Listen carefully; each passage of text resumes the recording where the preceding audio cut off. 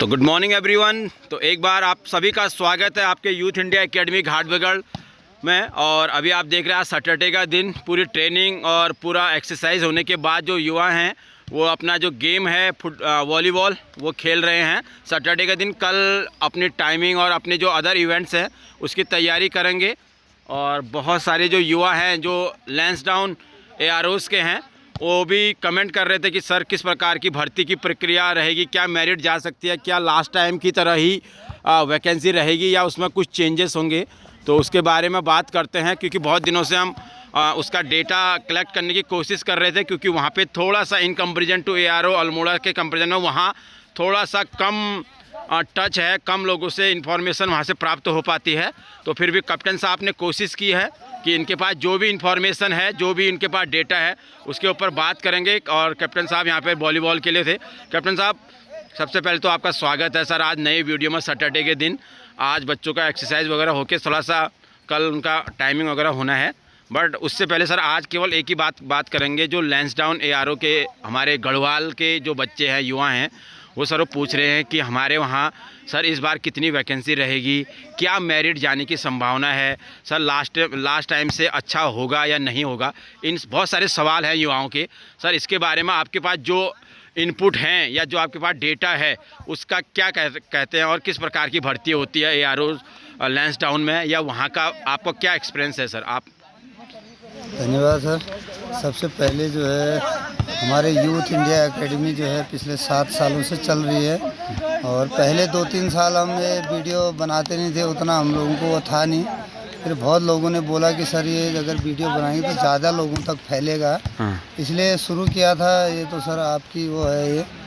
और अभी अब जो बच्चों को सिर्फ रिजल्ट की हो रही है। अभी लैंसडाउन ARO की हम बात करें तो लगभग 3,500 लोग जो है दौड़ के लिए क्वालिफाई हुए थे, यानी कि रिटर्न में कुछ बच्चे बाहर होने के बाद लगभग 3,300-400 के करीब बच्चे जो है वो फिजिकल के लिए उन्होंने ट्राई किया था, जिसमें से 840 या 850 के लगभग बच्चे जो है जिन्होंने दौड़ क्वालिफाई किया। अभी मेडिकल प्रोसेस में चल रहा है, तो अभी से बच्चों के उसमें बेचैनी शुरू हो गई। वो बेचैनी तभी शुरू होती है जब मैंने जो मेरे हाथ में जो पॉइंट थे उसको मैंने जो है ठीक से उनको और थोड़ा मेहनत करता तो मैं 12 नंबर और ले सकता था, और अगर एक बीम और खींचता तो मैं और 7 नंबर गेन कर सकता। तो ये हड़बड़ी हुई है।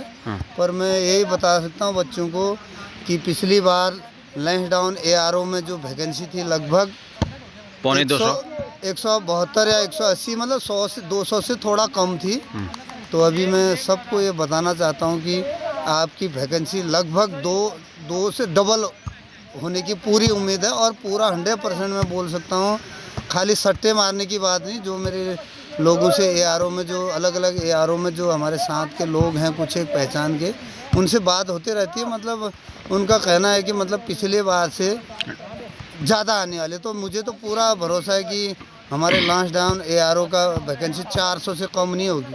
हो सकता है 10-20 कम हो, या 10-20 ज़्यादा भी हो सकते हैं, ऐसा कोई वो नहीं है। हाँ, मतलब 1.5 गुना तो रहेगा, मतलब 350 पौने 400 2 गुना मैं बता रहा हूँ, पूरा 2 गुना होगा। अच्छा। और बहुत बच्चे ये बोल रहे हैं कि सर मेरिट कितनी जाएगी, और मैं ये बोल सकता हूँ उन बच्चों को मेरिट आपकी 150 प्लस जिसके हैं तो उसके चांस ज़्यादा, लेकिन 160 अगर जो बोल रहा है मेरे 160 हैं वो 100% अपने आप को भर्ती माने और उसके अनुसार तैयारी करे।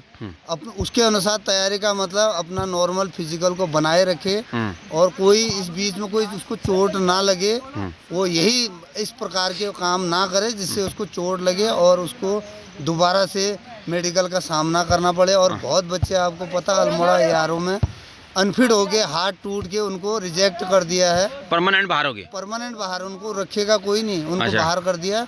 उनकी जगह जो एडिशनल लिस्ट निकली थी वो लिस्ट भी निकली है अल्मोड़ा में। तो वैसी आप लोगों के साथ ना हो, इसके लिए आपको मैं वही बोल रहा हूँ जिसके 160 प्लस हैं वो ज़्यादा हड़बड़ी मत करो।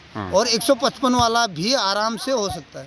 कहने का मतलब मैं यही बोल सकता हूँ 155 प्लस जाएगी मेरिट, और हो सकता है 150 वाला भी भर्ती हो जाए। क्योंकि इसका रीज़न यही है क्योंकि बहुत बच्चे जो थे जिन्होंने 18 सवाल भी सही किए हैं, यानी कि 35% नंबर भी वो लाया है, वो भी जो है दौड़ के लिए क्वालिफाई हो गया। इसलिए जो है मेरिट एकदम हाई नहीं जाने वाली है, इतना आप नहीं मान सर, के और अगर हाई जाएगी भी तो सपोज दैट 101 बच्चे बहुत अच्छे मेरिट वाले हैं, 165, 70, 175 वाले हैं, तो वो 100 ही होंगे भी। उसके बाद धीरे धीरे हर पॉइंट में घटते जाएंगे ना सर। 162 में आ जाएंगे 2 बच्चे, 161 में 4 बच्चे आ जाएंगे, 160 में 5 बच्चे आ जाएंगे। आते आते जो 300-350 वैकेंसी होगी वो लास्ट 154, 55, 52 या जो भी जाएगी। मतलब हम हाई मेरिट की बात नहीं कर रहा हूँ। हाई मेरिट तो किसी की 200 से ऊपर भी जा सकती है। हाँ वही मैं कह रहा हूँ ना, 200 नंबर है बच्चे और- बच्चे यही सोचते हैं कि उसके तो 180 बन रहे हैं, 185 बन रहे हैं, वो कुछ ही बच्चे हुए ना सर। हाई मेरिट की बात ही हम नहीं कर रहे, हम लास्ट बच्चे कट ऑफ की बात कर। जो बच्चा है वो 155 तक हो सकता है, 150 तक वाला भी आराम से भर्ती हो सकता है। इसका एक ही रीज़न है, क्योंकि रिटर्न में जो है कम बच्चों को भी क्वालिफाई किया है, और जिसमें दौड़ में सेकंड ग्रुप है और रिटर्न में उसने 36 ही नंबर लिए हैं, तो वो उसके तो 140 से भी कम हो जाएंगे। हाँ, वो ऐसे ही बाहर है। हाँ वो वैसे ही बाहर है। मेरा कहने का मतलब 800 850 के लगभग है, तो उसकी आधी होनी है। आधी तो इन होंगे ही होंगे, आधे तो बाहर होने हैं। Yes sir. इतना तो क्लियर है कि जो बच्चे रिटर्न जो फाइनल मेरिट तक पहुंचे हैं उनको ये पता होना चाहिए कि आधे अंदर आधे बाहर होने हैं लगभग। हाँ। थोड़ा लगभग कम हो सकता है। 800 के आसपास बच्चे युवा माने तो लगभग 400 बाहर होने हैं, आधे बाहर होने 4 या 450 बाहर हो ही जाएंगे। 50 का रिजल्ट है, तो अब जिसके 60 हैं वो तो 100% है। और फिर उसके बाद आप 55, 54, 53 ये वाले भी बच्चे, 50 से ऊपर वाले बच्चों को आराम से लग जाएगा नंबर। अच्छा। 50 से नीचे कोई बोले हो सकता है, और अगर जैसे मैं बोल रहा हूँ रिटर्न में कम नंबर वाले हो गए, दौड़ में भी बहुत ज़्यादा लड़के लिए हैं, तो वो सब इन हैं। अब लेकिन इन होने का मतलब तो है नहीं, नंबर जगह वहाँ बननी है मेरिट में, तब जाके हो पाएगा उसका। सर मेरे हिसाब से यहाँ पर जैसे सपोज दैट किसी बच्चे ने केवल 35-36 मार्क्स हैं या 38 मार्क्स हैं रिटर्न में, और वो फर्स्ट ग्रुप भी है, उसके चांस कम है ना सर, क्योंकि और अगर रिटर्न जिसका ज़्यादा अच्छा है तो वो तो उसके 136 ही बने ना सर। हाँ, 100 अगर 100 का फिजिकल है, हाँ। और अगर उसने 20 ही सवाल भी पूरे सही मान के चलते हैं। हाँ सही वाले। अभी हम तो पेपर देने वाले, हम तो बोलेंगे नहीं मेरे तो 35 सही हैं। हाँ। लेकिन एक्चुअल में कितने होंगे वो तो उसका पेपर बताएगा। हाँ उसके रेट, क्योंकि युवा क्या करते हैं ना सर, मैंने 40 अटेम्प्ट कर रखे हैं, वो सोचते हैं कि 1-2 गलत हैं, ऐसा सोचते हैं वो, बट वो ये नहीं देखते हैं। हम भी वही सोचते थे जब हाँ, हम हाँ। पेपर देते थे, हम भी वही सोचते हैं। हाँ, तो युवा नहीं देखते कि मेरे करेक्ट कितने हो रहे हैं, माइनस कितने हो रहे हैं। उसके बाद अगर उनका भी कंप्यूटराइज एग्ज़ाम हुआ है, अलग अलग दिनों में होता है, उसका नॉर्मलाइजेशन भी होगा। हाँ, क्योंकि ना कई बच्चे तो युवा कर रहे होंगे कि मैंने तो 36 बनाए थे, 36 ना 72 का उन्होंने आइडिया लगा दिया, 8 बट नंबर काट लो, 4 नंबर काट लो। हाँ, और 72 का लगा दिया उन्होंने, बट वो 72 जब नॉर्मलाइजेशन करेंगे, वो क्या पता उस दिन का वो होगा, तो हो सकता है उनका 70 ही बने, उस दिन का 72 ना बने, पेपर अगर सरल होगा तो नॉर्मलाइजेशन में डाउन हो जाएगा। डाउन हो जाएगा, 1-2 मार्क्स से कम आएंगे उसके।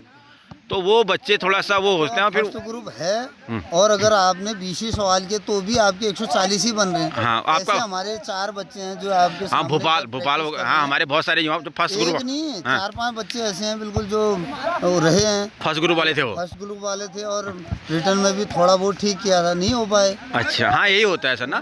तो इससे और सबसे इम्पोर्टेंट ये होता है, कई बच्चों का जैसे 8 चिनअप लगाए, 9 लगाए, तो अब इम्पोर्टेंस होगी उन 5 नंबर की, 7 नंबर की, 1 चिनअप की इम्पोर्टेंस, क्योंकि इतनी मेरिट तो पीछे रहेगा नहीं बच्चा। मैं इतना बता सकता हूँ कि मतलब जो बच्चा रहेगा वो 1 या 2 नंबर ज़्यादा से ज़्यादा इतने से ही रहेगा, और ज़्यादा और रहने का वो नहीं है। अच्छा,